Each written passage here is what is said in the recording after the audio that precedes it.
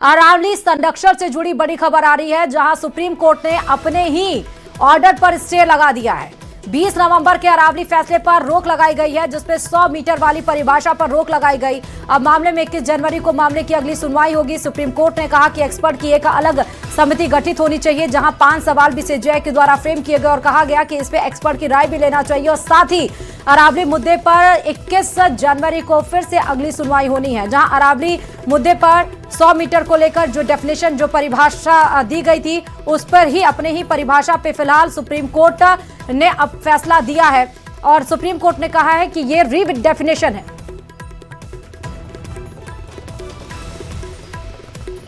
ज्यादा जानकारी के साथ संवाददाता कपिल हमारे साथ इस खबर पर जुड़े हुए हैं।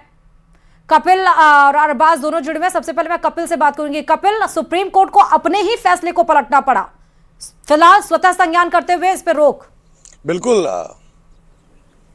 बिल्कुल देखिए, ये बड़ा निर्णय सुप्रीम कोर्ट का आया है। सुप्रीम कोर्ट ने अपने ही फैसले पर रोक लगाई और 20 नवंबर को सुप्रीम कोर्ट ने जो अरावली की नई परिभाषा तय करने के लिए जो फैसला दिया था, पर्यावरण प्रेमियों द्वारा अरावली बचाओ अभियान चलाया गया और उसके बाद में जिस तरह से मुहिम पूरे देश में देखने को मिली, उसके बाद में सुप्रीम कोर्ट ने स्वयं प्रसंज्ञान लेते हुए इसकी सुनवाई की और आज अपने ही फैसले पर रोक लगाई है। फिलहाल 21 जनवरी को एक बार फिर से इसकी सुनवाई होगी, लेकिन अरावली की नई परिभाषा जो तय की जा रही थी उस पर फिलहाल जब रोक लगी है, तो अब ये माना जा रहा है कि सुप्रीम कोर्ट ने जिस तरह से दिशा निर्देश दिए हैं कि विशेषज्ञों की राय लेकर आगामी निर्णय लिए जाएंगे। सुप्रीम कोर्ट ने 5 सवाल जो हैं वो भी फ्रेम किए, तो अब ये माना जा रहा है कि एक्सपर्ट की राय ली जाएगी। जो एक्सपर्ट जो पर्यावरण प्रेमी होंगे, जो एक्सपर्ट जो होंगे, उनसे राय लेकर आगे सुप्रीम कोर्ट अपने जो सुनवाई है उसको आगे बढ़ाएगा।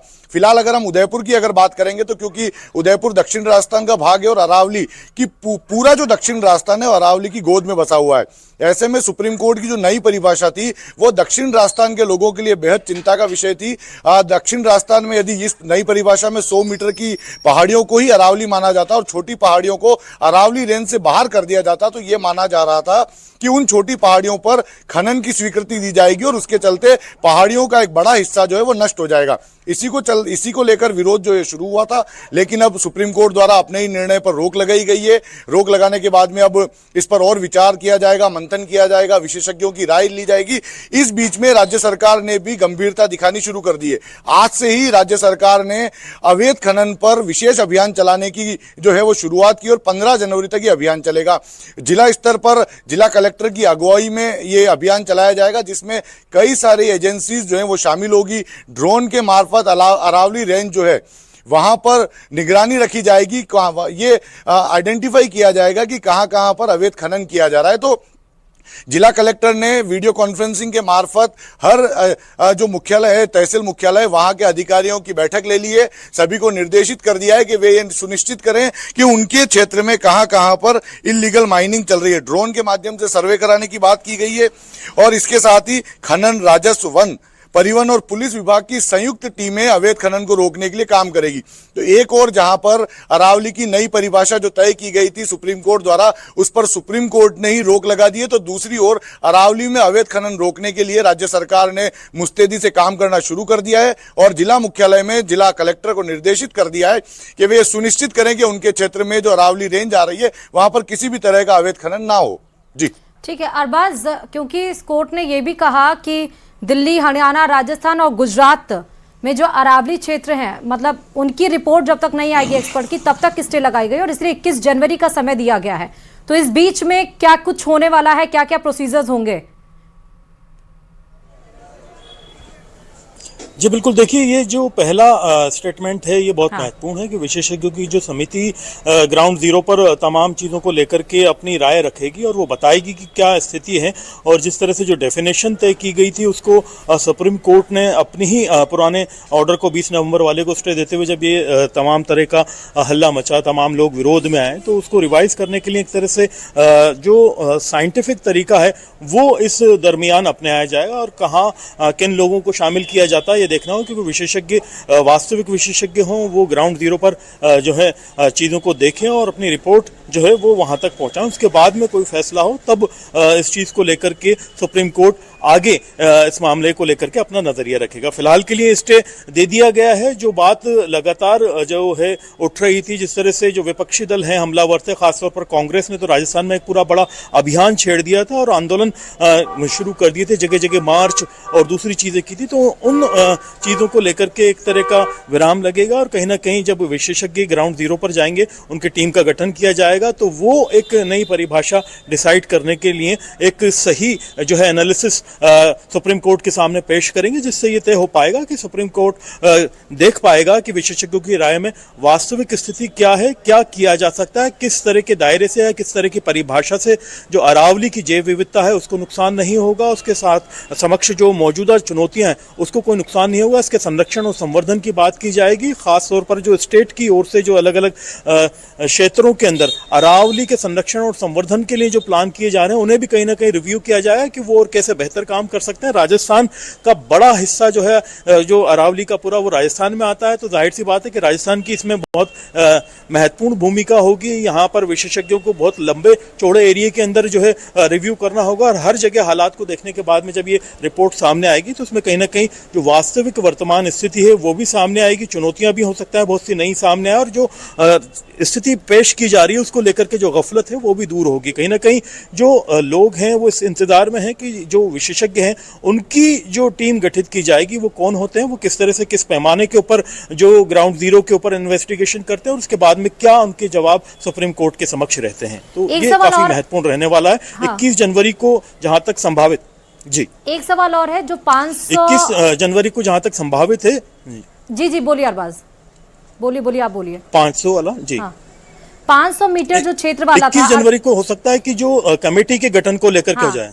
हाँ मैं जी 500 मीटर वाला जो क्षेत्र पूछ रही हूँ उसमें फ्रेम किया गया, क्योंकि 5 सवाल सीजीआई ने फ्रेम किया, उसमें बोला कि 500 मीटर क्षेत्र तक सीमित करना एक ऐसा संरचनात्मक विरोधाभास पैदा करता है जिससे संरक्षण का दायरा क्या संकुचित हो जाता है। जी बिल्कुल, देखिए संरक्षण का दायरा बहुत मायने रखता है क्योंकि राजस्थान की जो जैव विविधता है वो बहुत अलग तरह की है। मतलब भारत के अंदर अगर देखा जाए तो मरुस्थल केवल राजस्थान के अंदर आता है और मरुस्थल को रोकने का काम अरावली की जो सबसे पुरानी 250 से 350 करोड़ वर्ष पुरानी ये पर्वतमाला है ये करती है। इसके अंदर जो मौजूद प्रजातियां हैं वो चाहे वनस्पति की हो चाहे जीवों की हो वो बहुत संकट के अंदर है वर्तमान के अंदर। अगर इसका इम्पैक्ट किस तरह से होगा, क्योंकि आप अगर गोडावण को देखें तो वो बहुत संवेदनशील दौर से गुजर रहा है। बाघ संरक्षण का जो प्रयास है अरावली के क्षेत्र के अंदर वो बहुत मुश्किल के बाद में बहुत अच्छे दौर में आया। सरिस्का के अंदर बहुत लंबे अरसे बाद 50 से ज्यादा बाघों की संख्या हुई है और सरिस्का का जो पूरा दायरा है, जो पहाड़ियां हैं वो जो है अरावली के अंदर आती है और यहाँ पर बाघों का स्थापित होना अपने आप में प्रयासों के सकारात्मक नतीजे का कहीं ना कहीं एक इशारा है जिसको समझा जाना चाहिए। तो ऐसे में यहाँ की जो जैव विविधता है, यहाँ का जो इकोसिस्टम है वो काफी एक तरह से इस तरह के फैसलों के ऊपर निर्भर करता है, जो कि अभी अगर देखा जाए शुरुआत में इसका इंपैक्ट सापेक्ष नजर नहीं आएगा, लेकिन धीरे धीरे वक्त के साथ साथ जैसे जैसे तब्दीलियां होंगी उसका इंपैक्ट लंबे टाइम में आएगा। तो वो कहीं ना कहीं यहाँ की वन्यजीव प्रजातियों पर भी, यहाँ की वनस्पतियों पर, यहाँ की जो दूसरी एक तरह से देखा जाए खासतौर पर पशुपालन है, जो वर्तमान में जो बारिश का पैटर्न है, इन तमाम चीजों के ऊपर मायने रखता है। क्योंकि ज्यादातर जो नदियां हैं उनका उद्गम अरावली से होता है राजस्थान के अंदर, चाहे बनास के अंदर हम देखें बीसलपुर का जो कैचमेंट एरिया है, चाहे दूसरे इलाकों के अंदर नदियों का बहाव है, तो वो तमाम चीजें बहुत बारीकी से मायने रखती हैं जिसका लॉन्ग टर्म इम्पैक्ट जो है बड़ा नुकसानदायक हो सकता है। तो ऐसे में एहतियात बरतना, बहुत बारीकी से विश्लेषण करके चीजों को समझना और अध्ययन के बाद में सही फैसले करना बहुत मायने रखता है। अच्छा, एक सवाल और है अरबाज, सुप्रीम कोर्ट ने यह भी सवाल फ्रेम किया कि यदि अरावली 100 मीटर या उससे अधिक की हो और जो गैप हो वो 700 मीटर का हो, उसके बीच में जो गैप है तो क्या उसे नियंत्रित खनन के लिए दे देना चाहिए? क्या ये सवाल सही है या ऐसा पॉसिबल हो सकता है? जी बिल्कुल, बुनियादी तौर पर इसमें जो समझने की कोशिश की गई इस प्रश्न के अंदर, क्योंकि अरावली की जो श्रृंखला है वो उसमें क्या है कि एक तरह का सीक्वेंस है पहाड़ियों का। तो जैसे मान लीजिए किसी क्षेत्र के अंदर एक लंबा चौड़ा पहाड़ियों का सिलसिला है, उसमें उसका कनेक्टिंग रूट कहीं ना कहीं बन रहा है, तो वहां पर उसको छेड़ा जाना गलत हो सकता है। लेकिन जहां पर जिस पहाड़ी का दायरा उसकी परिभाषा से बहुत छोटा है, उसका आसपास कोई कनेक्टिंग जो है रूट भी नहीं है और वाइल्ड लाइफ के लिए या फिर वनस्पति के लिए बहुत ज्यादा इंपॉर्टेंस उसकी नहीं है, वो संरक्षित क्षेत्र में भी नहीं है। तो इन तमाम चीजों को देखते हुए अगर उसका कोई बहुत ज्यादा फर्क जो है इकोसिस्टम के ऊपर नहीं पड़ता है तो उसके ऊपर सोचा जा सकता है। और ज्यादातर जो वर्तमान के अंदर जो अवैध खनन की जो यहाँ पर एलोकेशंस की गई थी वो ऐसे ही क्षेत्रों में की गई थी जिसका जो इम्पैक्ट है वो यहाँ की जैव विविधता पर, यहाँ की बायोडाइवर्सिटी पर कम हो, वाइल्ड लाइफ को नुकसान ना हो, संरक्षित क्षेत्र से दूर हो और उसका कोई कनेक्टिंग आपस में कोई नया दायरा ना हो। क्योंकि कई बार वाइल्ड लाइफ के लिए क्या होता है कि छोटी पहाड़ियाँ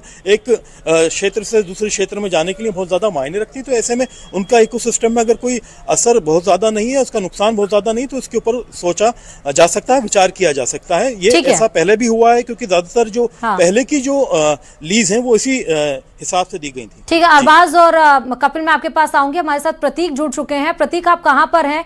और आज अरावली मुद्दे पर सुप्रीम कोर्ट में सुनवाई हुई और अपने फैसले पर ही स्टे लगाना पड़ा सुप्रीम कोर्ट को। प्रतीक,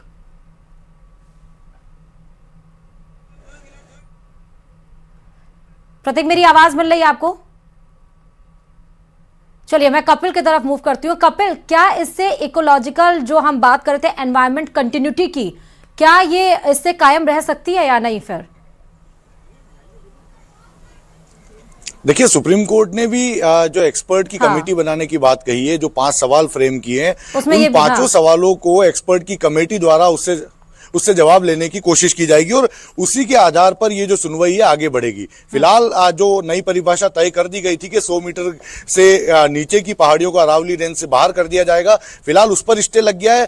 इसे जो पर्यावरण प्रेमी जो थे, अरावली बचाओ अभियान जो चला रहे थे, इसे अपनी प्राथमिक जीत मान रहे हैं। उनका मानना है कि सुप्रीम कोर्ट ने अपने ही निर्णय को रोककर यह बताया कि वे भी अरावली को बचाने के लिए पूरी तरह से कटिबद्ध है। और उन्होंने जो 5 सवाल फ्रेम किए, वे 5 सवाल अब एक्सपर्ट कमेटी के पास में भेजे जाएंगे। एक्सपर्ट कमेटी इन 5 सवालों के जवाब तैयार करेगी और सुप्रीम कोर्ट को यह बताएगी कि किस तरह से नई परिभाषा अरावली की होनी चाहिए। इसमें पर्यावरणीय निरंतरता को कैसे सुरक्षित रखा जाए, ये भी एक सवाल है जो अभी आपने पूछा। ये भी एक्सपर्ट कमेटी के पास भेजा जाएगा। वो ये बताएगी कि कैसे जो इसे सुरक्षित रखा जा सके, कैसे अरावली का संरक्षण किया जा सके और खनन की नीति किस तरह से बने। ये सारी एक्सपर्ट कमेटी अब जो है वो रिपोर्ट तैयार करेगी, सुप्रीम कोर्ट के पास पेश करेगी। फिलहाल 21 जनवरी को जब सुनवाई होगी तब आगे देखने को मिलेगा कि अभी तक कितना आगे सुप्रीम कोर्ट द्वारा जो कमेटी बनाई गई वो आगे बढ़ पाई है। लेकिन तब तक राज्य सरकार ने अवैध खनन पर रोक लगाने के लिए पूरी तैयारी की। कपिल, मैं आपके पास आऊंगी। प्रतीक हमारे साथ जुड़ चुके हैं। प्रतीक, मेरी आवाज पहुंच रही है आप तक? प्रतीक, मेरी आवाज आप तक पहुंच रही है? प्रतीक, अगर देखिए सुप्रीम कोर्ट ने अपने ही फैसले पे स्टे लगाया, अगर ये कहना गलत नहीं होगा फिर से अरावली की जो परिभाषा है वो फिर से रीडिफाइन करने के लिए कहा गया है। प्रतीक जी, एक बार फिर से दोहराएंगे अपना प्रश्न? मैं कह रही हूं जो अरावली की परिभाषा है एक तरह से एक बार फिर से रीडिफाइन करने के लिए सुप्रीम कोर्ट ने कहा, अपने ही फैसले पर स्टे लगाया सुप्रीम कोर्ट ने। बिल्कुल, देखा जाए तो अरावली का मुद्दा जो है पूरे राजस्थान से देश भर में जो है उगा था और जिसको लेकर जो है सुप्रीम कोर्ट ने है स्वतः ही अपने जो डिसीजन पर जो है स्टे लगा दिया है और एक जांच कमेटी की भी बात की जा रही है। वो अपने हर एंगल से इसकी जांच करेगी और किसी प्रकार को अरावली को कैसे सुरक्षित किया जाए इसको लेकर जो है पुनः विचार करेगी। और इसका जो 20 नवंबर को जो फैसला दिया था, अब जो आने वाली 21 तारीख जो है उसको जो है फिर से जो है इसकी सुनवाई होगी और इसके बारे में ही सुप्रीम कोर्ट का निर्णय देती है वो तो आने वाला समय बता पाएगा। लेकिन इस मुद्दे को लेकर अरावली की पर्वत श्रृंखला को बचाने के लिए कई जो है आंदोलन किए जा रहे थे, कई प्रदर्शन किए जा रहे थे। इस मामले में कोर्ट ने स्वतः ही संज्ञान लेकर जो है यह फिर से जो यानी कि बता दिया है। चलिए प्रतीक, मैं आपके पास आऊंगी। हमारे साथ पर्यावरणविद कछावा जी जुड़ चुके हैं। कछावा जी, आज सुप्रीम कोर्ट ने अरावली को लेकर जो फैसला दिया है, हालांकि स्टे लगा दिया अपने फैसले पर, क्या सोचना है आपका इस पे?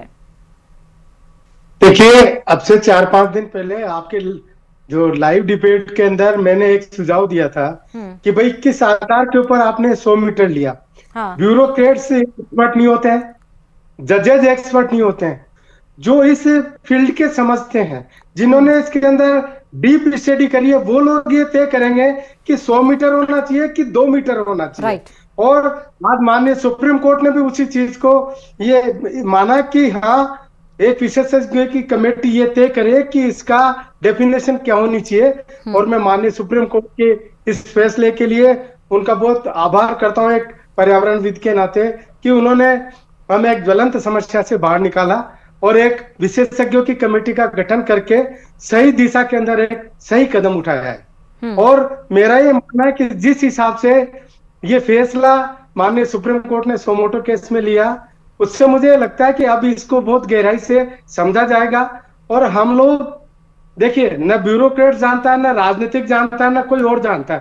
केवल जो विशेषज्ञ, जिसमें नीरी हमारी सबसे बड़ी संस्था है भारत की, उसमें बैठे लोग हैं, यहाँ के जो पर्यावरणविद हैं, जिन्होंने प्रॉपर स्टडी करी है, अखबार वाले पर्यावरणविद नहीं, टीवी वाले पर्यावरणविद नहीं, जिन्होंने वाकई स्टडी करी है, राइट, वो लोग ये तय कर रहे हैं कि इसकी 2 मीटर होनी चाहिए कि 100 मीटर होना चाहिए। ठीक है, तो आपके अकॉर्डिंगली इसका मतलब कि अब अरावली को फिर से परिभाषित किया जाएगा, फिर से रीडिफाइन किया जाएगा। तो आज आपने पूरा सुना होगा, 5 सवाल जी, 5 सवाल आज कोर्ट ने फ्रेम किए हैं। आपके अकॉर्डिंगली अब रीडेफिनेशन अरावली की क्या होनी चाहिए? देखिए, मैंने no doubt PhD wildlife में किया है और मैं 35 साल से वाइल्ड लाइफ का काम कर रहा हूं, परंतु मैं एक एक्सपर्ट नहीं हूं। पर मोटा मोटी मैं इतना समझता हूं कि पहले वहां की स्टडी की जाए कि क्या वाकई ये जरूरत है क्या, और यहाँ पे फ्लोरा फौना को कैसे बचाया जा सकता है, और डेवलपमेंट विदाउट डिस्ट्रक्शन का प्रिंसिपल कैसे लागू करके हम माइनिंग, देखिए माइनिंग हमारी प्राइमरी रिक्वायरमेंट है। बीइंग एन एक्सपर्ट मैं ये कह सकता हूँ कि माइनिंग भी उतनी जरूरी है जितनी जरूरी की हमारा पर्यावरण है। परंतु डेवलपमेंट विदाउट डिस्ट्रक्शन का फार्मूला जब तक हम लागू नहीं करेंगे, ये चीजों से हमको दो चार होना पड़ेगा।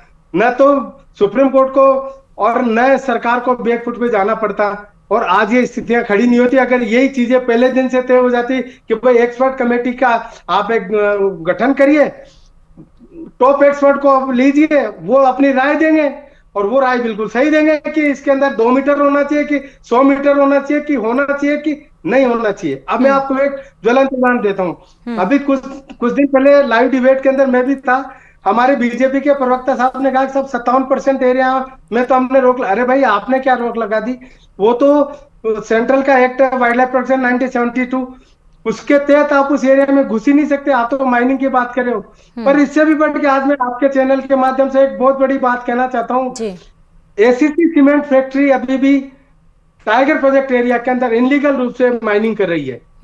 अब वो माइनिंग कैसे कर रही है कि वहां पे हमारा उसका अनफॉर्चुनेट पार्ट क्या माइनिंग का कि न तो 30 मीटर नीचे, लगभग 80 से 90 फीट नीचे, और 30 मीटर तक का उसके अंदर एक वो वेन है जिसके अंदर माल है। तो ये 30 फीट ऊपर से खोद देते हैं, 30 फीट नीचे खोद देते हैं, उसका स्लोप नहीं बनाते, निकलने बाहर जाने का तो जानवर उसमें गिर के मर रहे हैं, कोई देखने वाला ही नहीं। माइनिंग करने के बाद में बैकफिल आज तक किसी ने नहीं किया।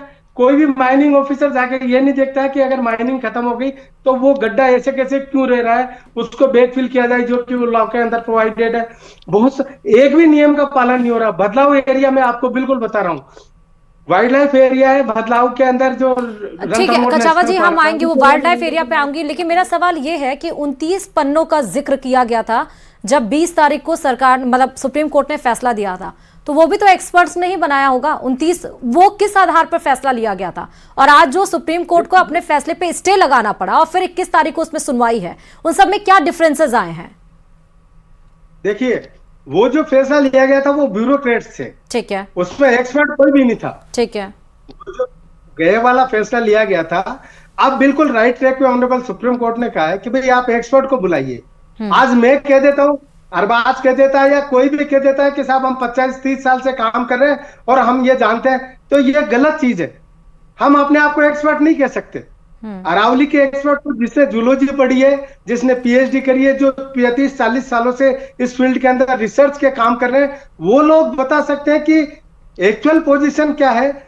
आपको 2 मीटर रखना है नहीं रखना है, करना है नहीं करना है, और 100 मीटर रखना, 500 मीटर रखना, कितने गैप को हम अलाउ कर सकते हैं। अब रही बात माइनिंग की, माइनिंग बहुत जरूरी चीज है, क्योंकि मैं बीइंग एन एक्सपर्ट ये कह सकता हूं अरावली के अंदर माइनिंग जरूरी है, क्योंकि माइनिंग अगर नहीं होगी तो हमारे डेवलपमेंट के सारे काम रुक जाएंगे। इसलिए माइनिंग जरूरी है, पर डेवलपमेंट विदाउट डिस्ट्रक्शन में बार बार कहता हूं, फार्मूला लेना चाहिए, डेवलपमेंट विदाउट डिस्ट्रक्शन। वो सबसे बढ़िया फॉर्मूला यही है कि डेवलपमेंट विदाउट डिस्ट्रक्शन। ठीक है अरबाज, मैं आपके पास आ रही हूँ। अरबाज, जो समिति गठित करने की बात कही गई है, समिति में कौन कौन होगा, कुछ जानकारी मिल पाई है? देखिए, जो विषय विशेषज्ञ हैं, खासतौर पर जिनको एनवायरमेंटलिस्ट माना जा सकता है, जिनको साइंटिफिक रूप से इस डेफिनेशन के दायरे में रखा जा सकता है, जो इस मामले के अंदर पूरी तरह से सर्टिफाइड है, खासतौर पर जो यूनिवर्सिटीज़ के अंदर प्रोफेसर रैंक के लोग हैं, जो इस तरह के रिसर्च करते रहे हैं, खासतौर पर पॉल्यूशन कंट्रोल बोर्ड के अंदर जो एनवायरमेंट इंजीनियर हैं, तो इस तरह के लोगों को इसमें दायरे में लिया जा सकता है, जो कि काफ़ी मायने रखता है, क्योंकि जब तक जो साइंटिफिक अप्रोच वाले लोग जो कि ऑथेंटिक आंसर दें और इसके ऊपर अपनी एक बेबाक राय के साथ में एक ओरिजिनल रिव्यू ना दें, तब तक इस चीज़ को लेकर के पहले से किसी निष्कर्ष पर पहुंचना मुश्किल होगा, क्योंकि जाहिर सी बात है सुप्रीम कोर्ट में सीजीआई की मौजूदगी वाली 3 जजेस की पीठ ने इस मसले पर विशेषज्ञों की राय मांगने के लिए पैनल बनाने के लिए कहा है, तो उनका जो क्वालिफिकेशन है खुद का वो काफ़ी इंपॉर्टेंट है। तो ऐसे में राजस्थान के अंदर तो खासतौर पर एक तरह से एक बड़ा मंथन अब इस चीज़ को लेकर के चलेगा कि इसमें किन लोगों को शामिल किया जाए। हालांकि राजस्थान के अंदर